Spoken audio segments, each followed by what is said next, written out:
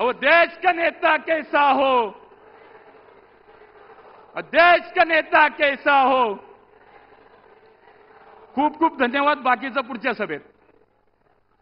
धन्यवाद. आदरणीय पंतप्रधान साहेब सर्व उमेदवारांचं वैयक्तिक अभिवादन स्वीकारतायत.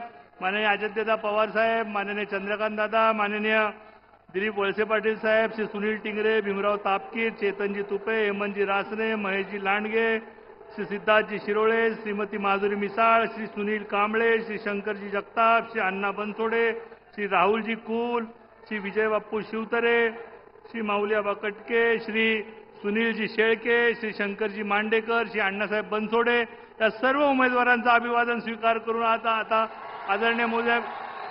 बोलो बोलो भारत माता की. मोदी मोदी.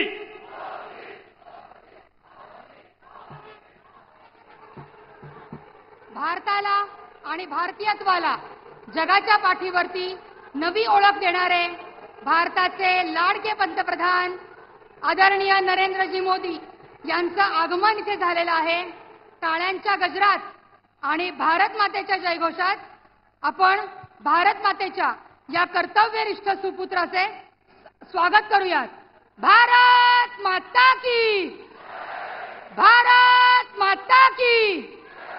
अरे देश का नेता कैसा हो, देश का नेता कैसा हो.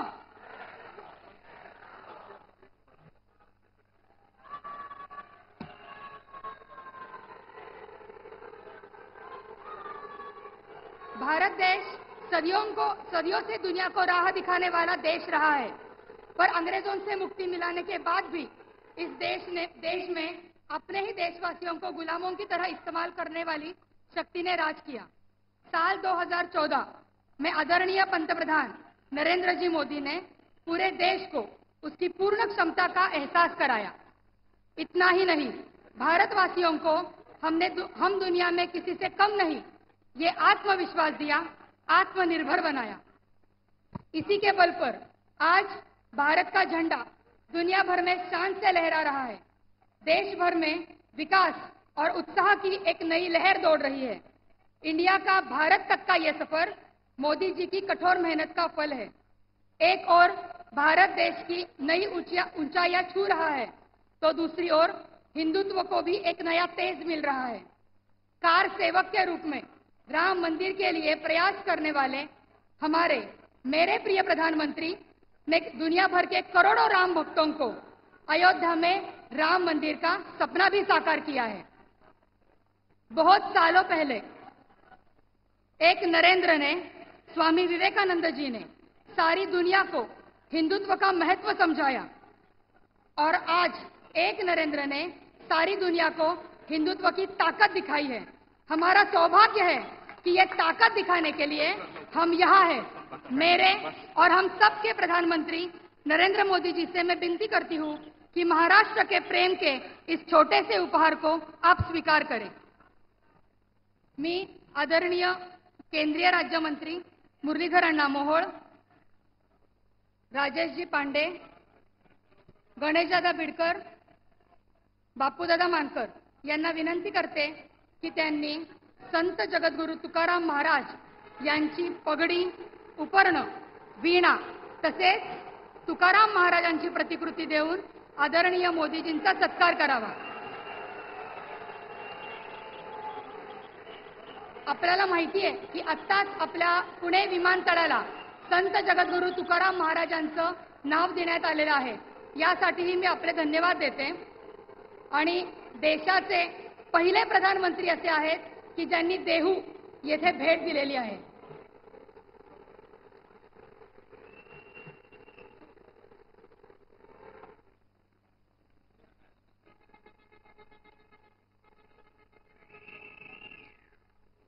ज्यांनी दोन सत्कार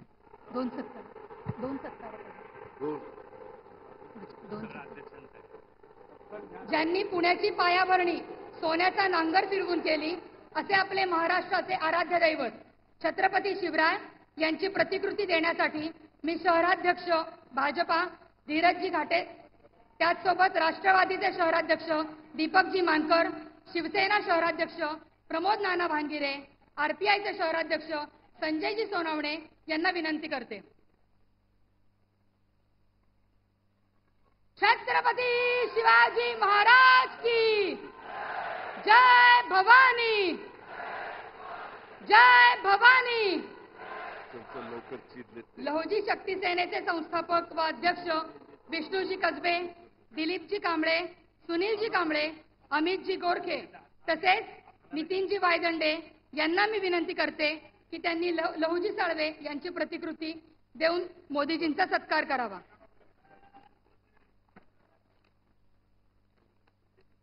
मोदी जी, आपका सत्कार इसलिए भी कि आपने हाल ही में मराठी भाषा को अभिजात भाषा का दर्जा दिया है. इसलिए मैं महाराष्ट्र की तरफ से और महाराष्ट्र की सांस्कृतिक राजधानी कहलाने वाले पुणे शहर की तरफ से आपको धन्यवाद करती हूं. मी उपमुख्यमंत्री आदरणीय अजितदादा पवार यांना विनंती करते की त्यांनी या विशाल जनसभेस संबोधित करावं.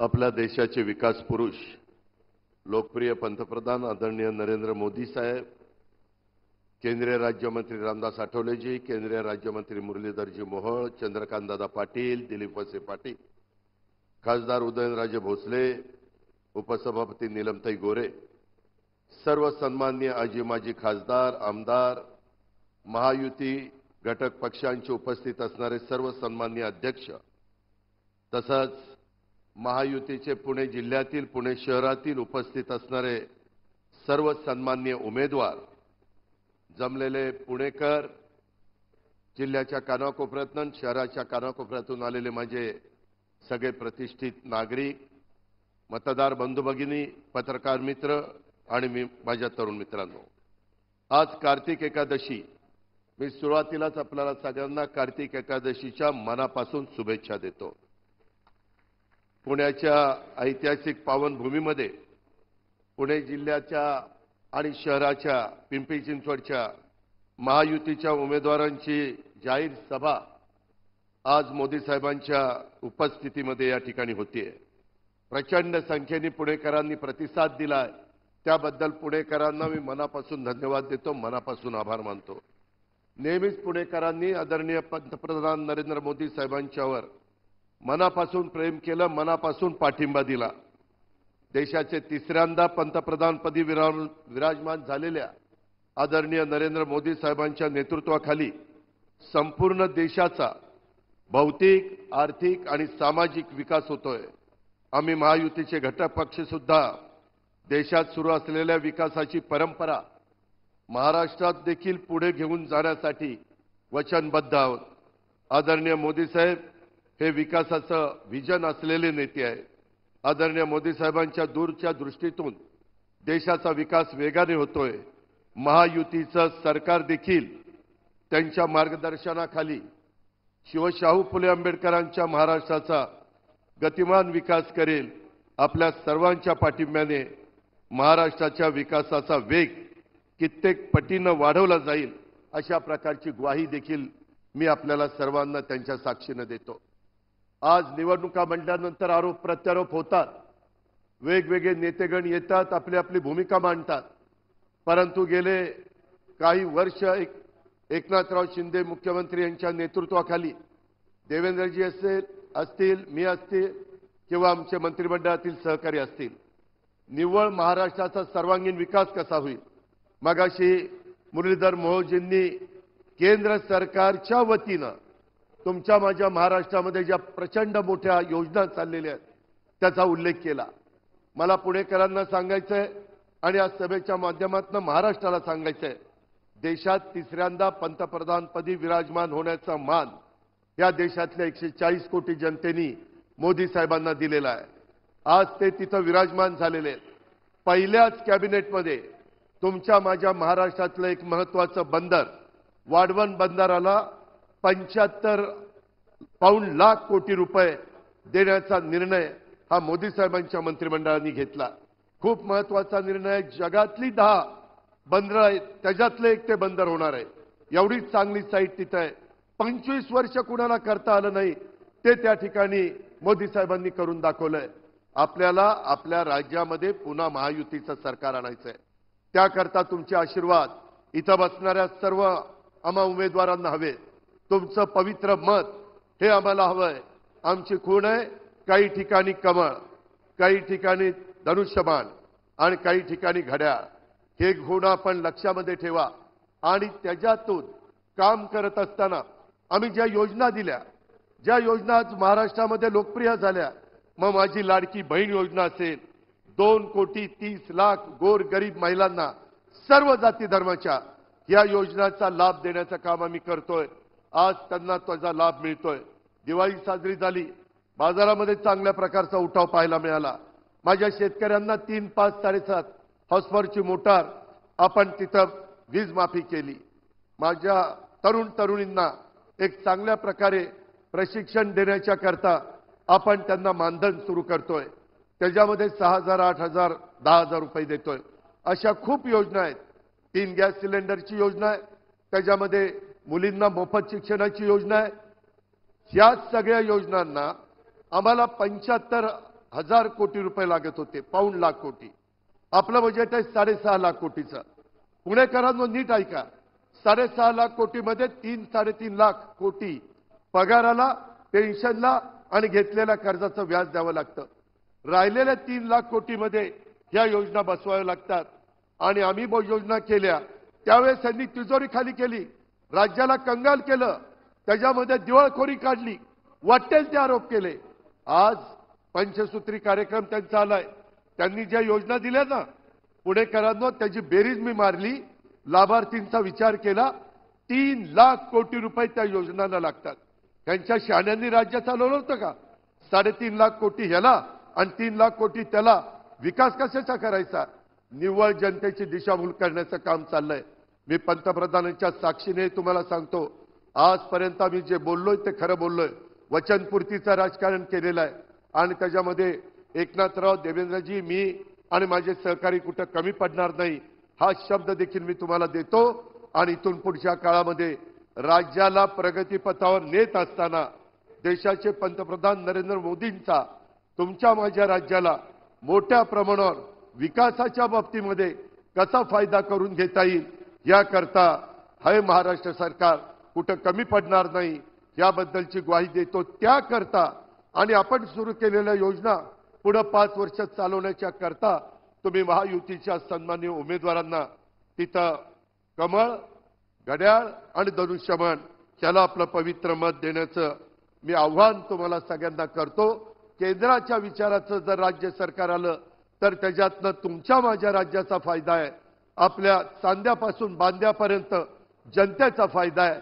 तो फायदा आपण मोठ्या प्रमाणावर घेण्याच्या करता ते तुमच्या हातात आहे, तुमच्या पवित्र मतामध्ये. त्याकरता आपण सर्वांनी आपल्या राज्यामध्ये पुन्हा मोठ्या संख्येने महायुतीचे उमेदवार विजयी करावेत. गेल्या वेळेस खूप मोठी ताकद आपल्या जिल्ह्यांनी, आपल्या शहरांनी या महायुतीला दिली. त्याच्यामध्ये आणखीन वाढ करण्याचा प्रयत्न करा.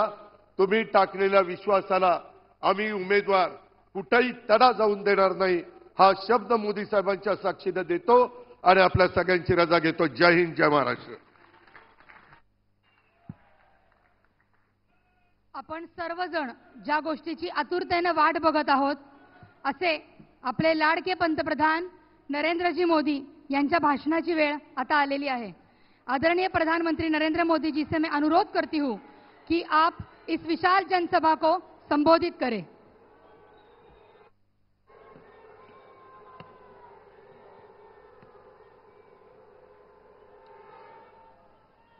भारत माता की,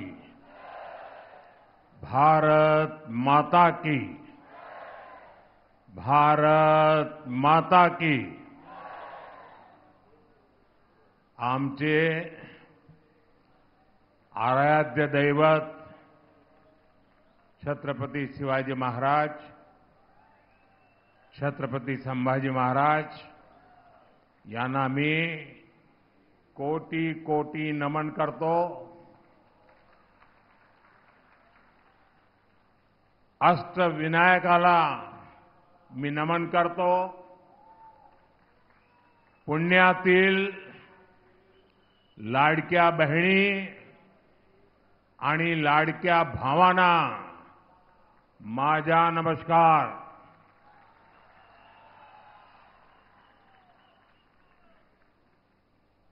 मैं देख रहा हूं वहां कोई सज्जन हमारी मां की बहुत बढ़िया चित्र बना करके लाए हैं. ये कोई सज्जन है जो मोदी को भी उठा के खड़े हो गए हैं. मैं आपका बहुत आभारी हूं. ये बच्चे भी बहुत कुछ बना के ले आए हैं. कोई इनको कलेक्ट कर ले भाई. जो लाए हैं पीछे अपना नाम पता लिख दे ताकि मैं आपको चिट्ठी भेजूंगा. आपका ये प्यार मेरे लिए बहुत बड़ी पूंजी है.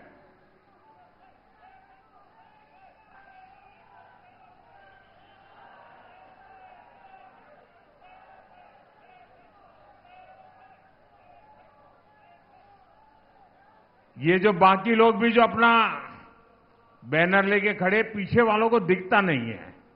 आप तो सब समझदार हैं. हाँ, शाबाश. ये जो सज्जन लाए हैं जरा कोई कलेक्ट कर ले उनसे पीछे, ताकि पीछे लोग परेशान न हो. आप अपना आता पता लिख देना, मैं जरूर आपको चिट्ठी भेजूंगा. मैं आपका बहुत आभारी हूं आपके इस प्यार के लिए.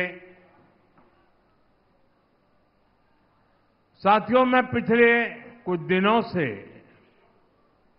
महाराष्ट्र के अलग अलग इलाकों में गया हूं और मैं विश्वास से कह सकता हूं कि ऐसा भरपूर जन समर्थन पूरे महाराष्ट्र में और आज पुणे का ये प्यार, ये स्नेह, और मुझे यहां आने में देर हुई इसलिए नहीं कि मैं देर से आया था, पर पूरे रास्ते भर इतनी तादाद में लोग खड़े थे कि उनको नमस्ते करते करते आने में भी मैं शायद फिर भी उन सबको न्याय नहीं कर पाया. लेकिन जो पूरे रास्ते पर मैंने उमंग और उत्साह देखा, नौजवानों का समर्थन देखा, साथियों ये बता रहा है महाराष्ट्र में फिर एक बार महायुति सरकार. महाराष्ट्र में फिर एक बार, महाराष्ट्र में फिर एक बार. साथियों, पुणे और बीजेपी का रिश्ता विचार, संस्कार और आस्था का रिश्ता है. पुणे ने हमेशा बीजेपी के विचार और विजन का भरपूर समर्थन किया है. मैं इस विश्वास के लिए पुणे की जनता का हृदय से आभारी हूं. मैं आपको ये भरोसा दिलाने आया हूं, महायुति की नई सरकार पुणे और महाराष्ट्र के विकास के लिए और तेजी से काम करेगी. आने वाले 5 वर्ष पुणे के विकास की नई उड़ान के वर्ष होंगे. साथियों, पुणे के लोगों को सशक्त बनाने के लिए इन्वेस्टमेंट, इंफ्रास्ट्रक्चर और इंडस्ट्री तीनों की जरूरत है। हमने इसके हर पहलू पर काम किया है। पिछले 10 वर्षों में विदेशी निवेश में, फॉरेन डायरेक्ट इन्वेस्टमेंट में रिकॉर्ड बढ़ोतरी हुई है और पिछले 2.5 वर्षों में जो भी कंपनी निवेश के लिए भारत आ रही है, उसकी पसंद की लिस्ट में हमारा महाराष्ट्र सबसे ऊपर है। पुणे और इस क्षेत्र को इस निवेश का एक बहुत बड़ा हिस्सा मिल रहा है।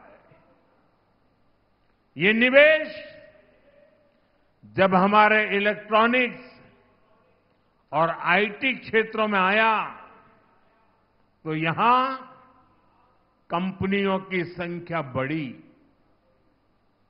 यहां मौजूदा कंपनियों का विस्तार भी हुआ। ये निवेश जब स्टार्टअप में हुआ तो पुणे के उद्यमशील युवाओं को इससे लाभ हुआ। युवाओं के लिए भी रोजगार के अनगिनत अवसर पैदा हुए। पुणे का ऑटोमोबाइल उद्योग तो पूरे देश में हमेशा से ही धाक जमाता रहा है। यहां हो रहे निवेश ने इस सेक्टर के लिए भी संभावनाओं के नए द्वार खोले हैं। साथियों, पुणे की कनेक्टिविटी को लेकर भी महायुति की सरकार बहुत गंभीरता से काम कर रही है। आपकी आकांक्षाएं मेरे लिए आपका आदेश है।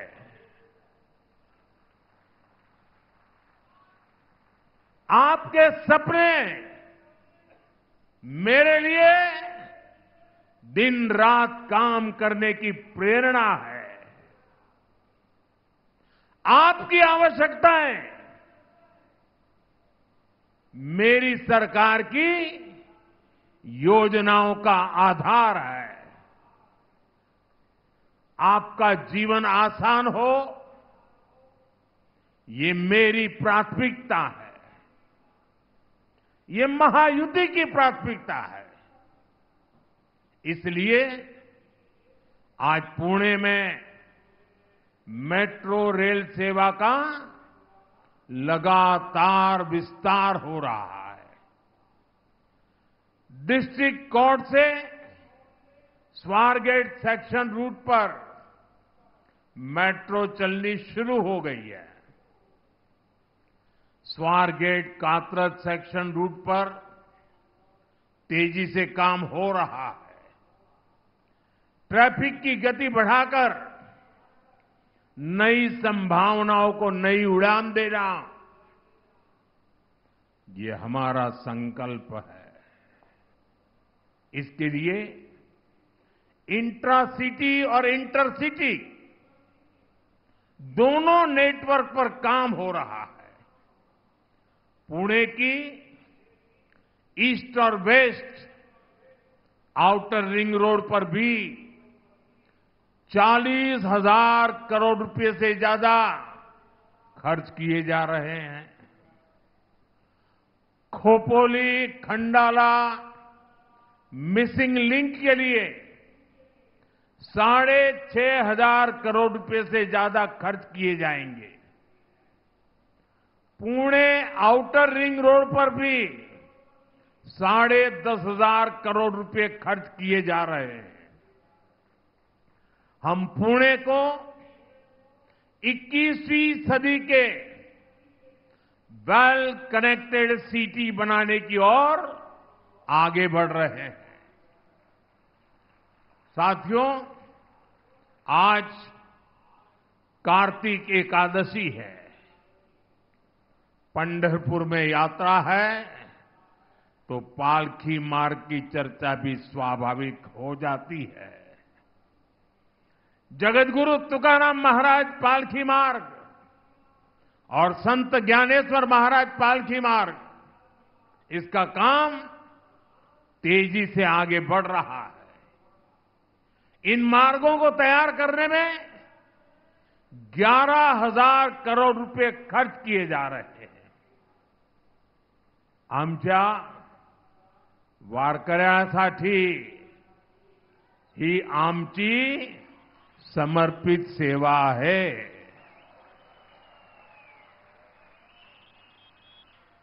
साथियों, महाराष्ट्र में विकास कार्यों की एक गति अभूतपूर्व है, लेकिन आपको याद रखना है, महायुति से पहले महाराष्ट्र में जो लोग सरकार चला रहे थे, उनके पास आपको बताने के लिए एक काम नहीं है।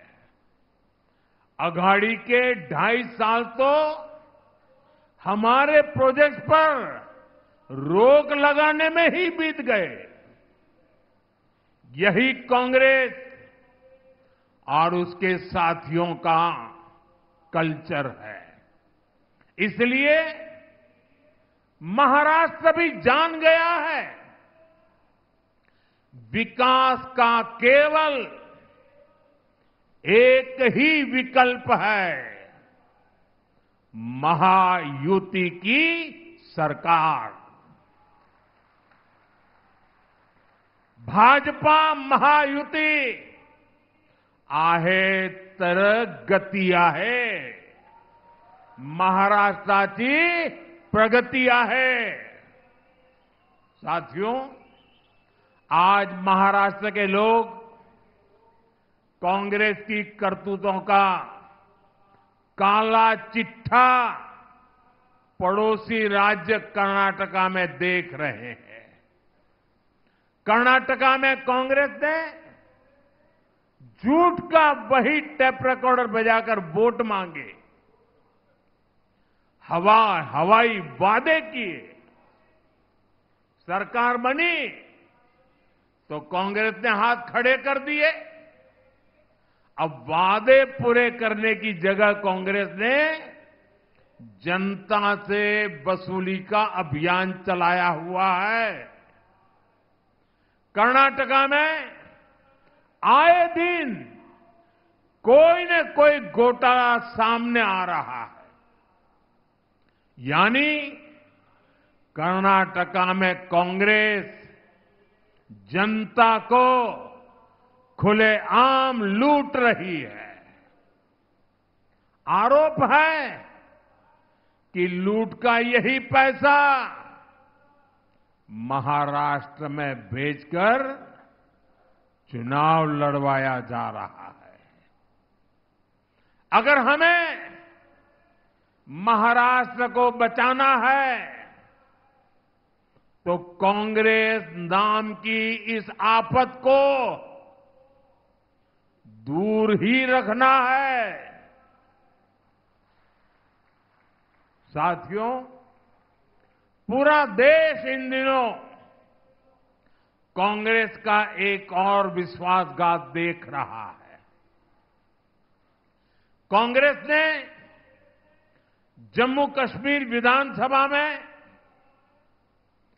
आर्टिकल 370 फिर से लागू करने का प्रस्ताव पास किया है। जो लोग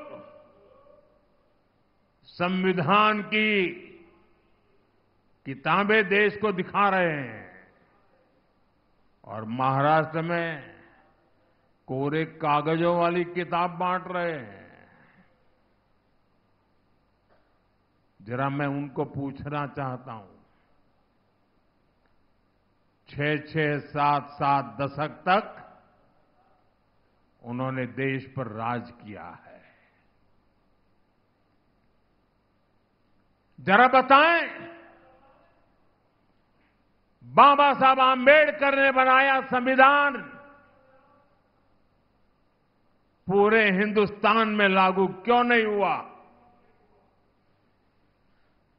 6-6, 7-7 दशक तक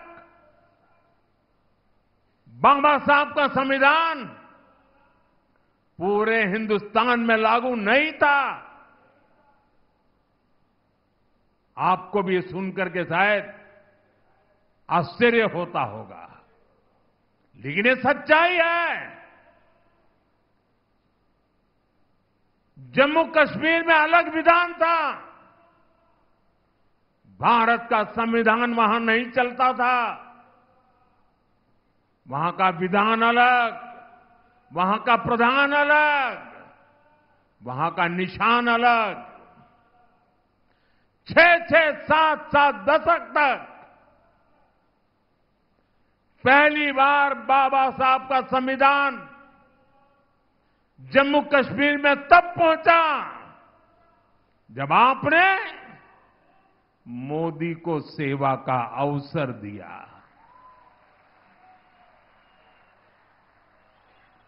इन्होंने 370 की ऐसी दीवार खड़ी कर दी थी कि भारत का संविधान वहां घुस नहीं सकता था। आपके आशीर्वाद से 140 करोड़ देशवासियों की प्रबल इच्छा शक्ति से आपके इस सेवक मोदी ने 370 को जमीन में गाड़ दिया है।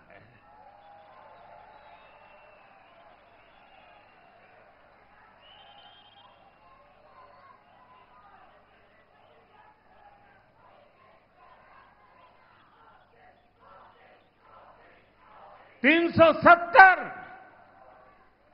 जिसने कश्मीर को भारत से काटने का काम किया। 370 जिसने कश्मीर में आतंकवाद और अलगाववाद को हवा दी। 370 जिसने कश्मीर में भारत का संविधान लागू नहीं होने दिया। बीजेपी ने उसे खत्म करके कश्मीर में तिरंगा फहराया है। हमने कश्मीर में शांति बहाल की, अलगाववादियों के मंसूबों को नाकाम किया। जिस लाल चौक में कभी हिंदुस्तान के तिरंगों को जूते के नीचे रौंदा जाता था, आज शान से लाल चौक में तिरंगा झंडा फहरता है। इस बार दिवाली में लोगों ने देखा है कश्मीर के लाल चौक में दिए जगमगा रहे थे, हजारों दिए जगमगा रहे थे और लोग बड़ी शान से दीपावली का त्योहार मना रहे थे। लेकिन कांग्रेस और उसके सभी चट्टे बट्टे साथी फिर से जम्मू कश्मीर में 370 लागू करने के लिए विधानसभा में प्रस्ताव पास कर रही है। मैं पुणे के मेरे देशभक्त भाई बहन, मैं आपसे पूछता हूं और मैं आशा करता हूं कि आप पूरी ताकत से जवाब देंगे। कश्मीर में फिर से 370 लागू करना, ये किसकी मांग है? किसकी मांग है? ये किसकी बात है? साथियों, पिछले 70 साल से ये भाषा सिर्फ और सिर्फ पाकिस्तान बोलता रहा है और आज जो भाषा पाकिस्तान बोलता था वो भाषा कांग्रेस बोल रही है, उसके चट्टे बट्टे बोल रहे हैं। साथियों, शाम का समय है, पुणे की नगरी है। देशवासियों को 370 का हमारा जो निर्णय है, जिसको उलटने का कांग्रेस खेल खेल रही है, उनको दिया दिखाना जरूरी है। आप अपना मोबाइल फोन निकालिए और अपने मोबाइल फोन से फ्लैश लाइट चलाइए जरा, मंच वाले भी जलाएं। देख लें देश के लोग, ये 370 हटाने का समर्थन है। देश अब कश्मीर को दूर रखने के लिए तैयार नहीं है।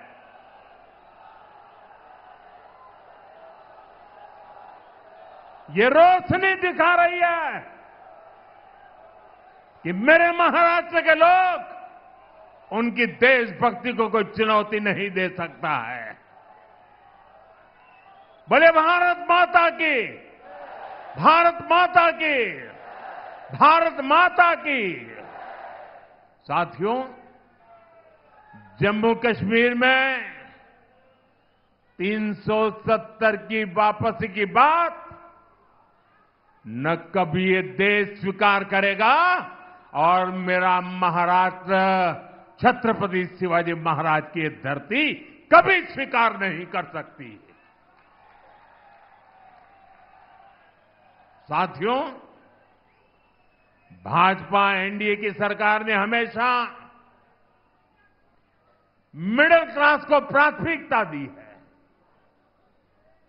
मैं ये मानता हूं कि मिडिल क्लास देश की रीढ़ होता है। ये मिडिल क्लास ही है जो ये वेल्थ क्रिएट करता है, वेल्थ जनरेट करता है। अगर आज भारत दुनिया की तीसरी सबसे बड़ी अर्थव्यवस्था बनने जा रहा है, तो इसमें सबसे बड़ा योगदान हमारे मध्यम वर्ग का ही है। मध्यम वर्ग प्रगति कर रहा है, तभी देश प्रगति कर रहा है। इसलिए बीते 10 वर्षों में हमने मध्यम वर्ग को ध्यान में रखते हुए नई नीतियां बनाई, नए फैसले लिए। आज 7 लाख रुपए तक इनकम टैक्स जीरो कर दिया गया है, जीरो। सालाना 10-12 लाख रुपया तक पर टैक्स को बहुत कम किया गया है। इसका बहुत अधिक लाभ पुणे जैसे हमारे शहरों में काम करने वाले प्रोफेशनल्स को मिला है। हमारा यह भी प्रयास रहा है कि मिडिल क्लास को बीमारियों के इलाज पर कम से कम खर्च करना पड़े। पीएम जन औषधि केंद्र में 80% डिस्काउंट पर दवाओं से मिडिल क्लास के 30,000 करोड़ रुपए से ज्यादा की बचत हुई है। हार्ट के स्टेंट्स, नी इम्प्लांट्स, इनको सस्ता करना, इस फैसले से मेरे मिडिल क्लास के भाई बहनों को फायदा हुआ है। इससे लोगों के 85,000 करोड़ रुपए से ज्यादा बचत हुई है। और अब हमने आयुष्मान योजना के भी मिडिल क्लास के बुजुर्गों को भी कवर कर लिया है। इसका बहुत बड़ा फायदा पुणे जैसे शहरों में रहने वाले 70 वर्ष की आयु से ऊपर के सीनियर सिटीजन्स को होगा। यहां उपस्थित मैं आप सबसे कहना चाहता हूं, आपके परिवार में माता, पिता, दादा, दादी, नाना, नानी, चाचा, चाची जो भी 70 साल से ऊपर के हैं, और अगर उनको बीमारी में कोई खर्च होता है, पहले वो जिम्मा आप पे सर पर था, अब वो जिम्मेवारी आपकी नहीं है, ये उनका बेटा मोदी संभालेगा।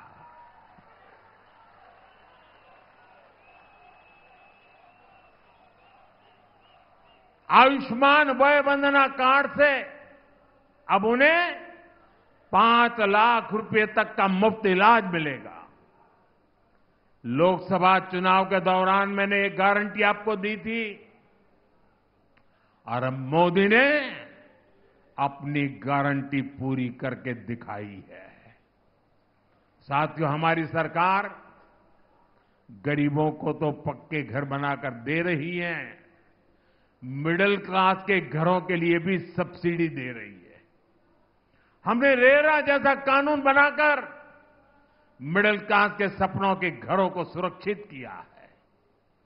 साथियों, मिडिल क्लास का एक प्रमुख खर्च बच्चों की एजुकेशन पर होता है। हाल में ही हमने पीएम विद्यालक्ष्मी योजना शुरू की है। इस स्कीम के तहत जो भी युवा हायर एजुकेशन में एडमिशन लेना चाहता है, बेटा हो या बेटी, बिना गारंटी के अब आपको कुछ भी गिरवी नहीं रखना पड़ेगा। आपकी सबसे बड़ी गारंटी आपका सेवक मोदी है। 10 लाख रुपए तक का लोन बिना गारंटी आपके बच्चों की पढ़ाई के लिए, और ये लोन बहुत सस्ता होगा। इसमें ब्याज पर भी छूट होगी। मिडिल क्लास परिवार बच्चों को मेडिकल की पढ़ाई के लिए बाहर भेजने में बहुत खर्च करते हैं। बीते 10 साल में मेडिकल लाइन में हमने 1 लाख नई सीटें जोड़ी है। अब हमने तय किया है कि आने वाले 5 सालों में मेडिकल की 75,000 नई सीटें और जोड़ी जाएगी। इससे भी मिडिल क्लास के बच्चों का बहुत पैसा बचेगा, उन्हें पढ़ने के लिए बाहर नहीं जाना पड़ेगा। साथियों, पुणे, ये मेरा पुणे तो स्टार्टअप का हब है। हाल में हमने स्टार्टअप को बढ़ावा देने के लिए बहुत सारे कदम उठाए। हमने स्पेस स्टार्टअप के लिए 1,000 करोड़ रुपए का स्पेशल फंड बनाने का निर्णय लिया है। जो युवा साथी रिसर्च में जाना चाहते हैं, उनके लिए भी एक बहुत बड़ा रिसर्च फंड हमने बनाया है। नौजवानों को नौकरियां मिले, इसके लिए हमने विशेष पीएम पैकेज घोषित किया है। इसके तहत बड़ी बड़ी कंपनियों में इंटर्नशिप की योजना शुरू भी हो चुकी है। कंपनियों में पहली जॉब पर प्रोत्साहन देने का काम भी हमारी सरकार कर रही है। साथियों, पुणे महाराष्ट्र की सांस्कृतिक राजधानी है। महायुति की सरकार ने महाराष्ट्र की संस्कृति के संरक्षण और प्रसार के लिए कई महत्वपूर्ण कदम उठाए हैं। महाराष्ट्र के लोग दशकों से मराठी को अभिजात भाषा का दर्जा देने की मांग कर रहे थे, और मैं मानता हूं, अगर पूरे हिंदुस्तान में मराठी भाषा के अभिजात दर्जे से पुणे को जितनी खुशी हुई होगी ना, शायद किसी और को नहीं हुई होगी। कांग्रेस की सरकारों ने, अघाड़ी के नेताओं ने हमेशा इसकी अनदेखी की। हमारी सरकार ने मराठी को अभिजात भाषा का दर्जा देकर अपना दायित्व निभाया है। हम महाराष्ट्र की विरासत को संरक्षित करने के लिए लगातार काम कर रहे हैं। जहां क्रांति ज्योति सावित्रीबाई फुले ने लड़कियों के लिए पहला स्कूल खोला था, वहां सावित्रीबाई फुले स्मारक बनाया जा रहा है। तुलापुर में धर्मवीर छत्रपति संभाजी महाराज समाधि स्थल पर भव्य स्मारक बनाया जा रहा है। श्री संत संताजी जगनाड़े महाराज समाधि स्थल को नए सिरे से विकसित किया जा रहा है। आंबेगांव शिव सृष्टि के काम को भी आगे बढ़ाया जा रहा है। महायुति की सरकार ने आद्य क्रांति गुरु लहूजी वस्ताद साल्वे संग्रहालय बनाने का फैसला भी किया है। साथियों, ये काम बहुत पहले ही होने चाहिए थे, लेकिन विदेशी मानसिकता की गुलाम कांग्रेस ने महाराष्ट्र की संस्कृति से अपनी नफरत के कारण ये काम नहीं होने दिया। साथियों, कांग्रेस और उसके जैसे दलों ने हमेशा महाराष्ट्र का अपमान किया है। ये धरती छत्रपति शिवाजी महाराज की धरती है, लेकिन कांग्रेस और उसके साथी अगर कसीदे पढ़ते हैं तो औरंगजेब की शान के कसीदे पढ़ते हैं। ये लोग वीर सावरकर को गाली देते हैं। बाला साहब ठाकरे जैसे ऐसे महाराष्ट्र के गौरव की सराहना करने में इनके मुंह पर ताला लग जाता है। और मैंने इनको चुनौती दी है, अगाड़ी वाले जरा मेरी चुनौती को स्वीकार करें। उनके युवराज के मुंह से वीर सावरकर की तारीफ में एक भाषण करवा दे जरा।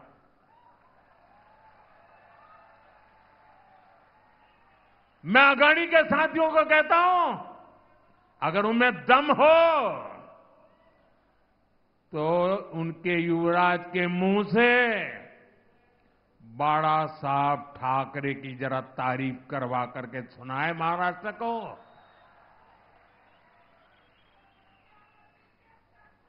साथियों, कांग्रेस एक ऐसी पार्टी है जिसके पास न नीति है, न नीयत है और नैतिकता का नामो निशान नहीं है। कांग्रेस को केवल और केवल सत्ता चाहिए। सत्ता के लिए कांग्रेस ने देश का विभाजन करवाया। कांग्रेस ने देश को मत, मजहब, भाषा और इलाके के आधार पर बांटा। सत्ता के लिए इन्होंने तुष्टीकरण का खतरनाक खेल खेला।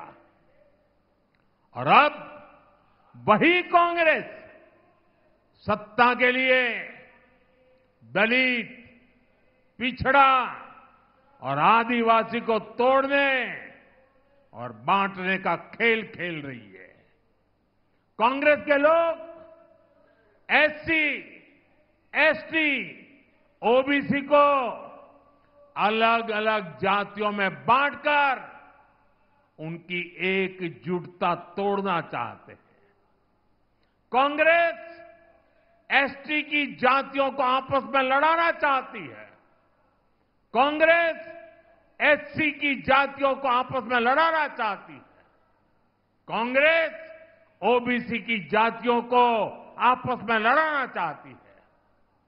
अलग अलग जातियों को आपस में लड़ाकर कांग्रेस पहले उन्हें कमजोर करेगी और बाद में उनका आरक्षण छीन लेगी।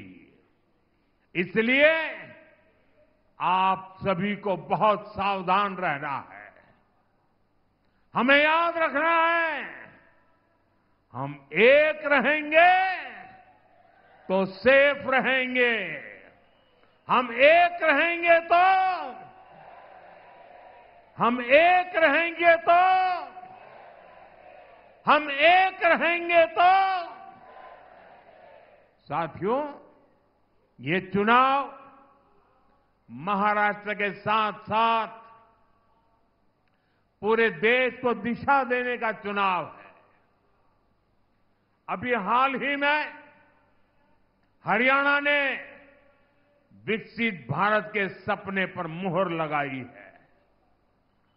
अब भारत विरोधी ताकतों को पूरी तरह से मिटाने की जिम्मेदारी मेरे महाराष्ट्र की है, मेरे पुणे की है। और इसलिए मेरा आग्रह है, 20 नवंबर को महायुति के सभी उम्मीदवारों के लिए भारी संख्या में मतदान करें। आपका एक एक वोट महाराष्ट्र के बेहतर भविष्य की गारंटी बनेगा। आप इतनी बड़ी तादाद में आए, हम सबको आशीर्वाद दिए। मैं आप सबका हृदय से बहुत बहुत आभार व्यक्त करता हूं। मेरे साथ दोनों हाथ ऊपर करके पूरी ताकत से बोलिए, भारत माता की। आवाज उन लोगों तक जानी चाहिए जिनकी डोरे 370 पर बैठे पड़े हैं। भारत माता की, भारत माता की, भारत माता की। बहुत बहुत धन्यवाद।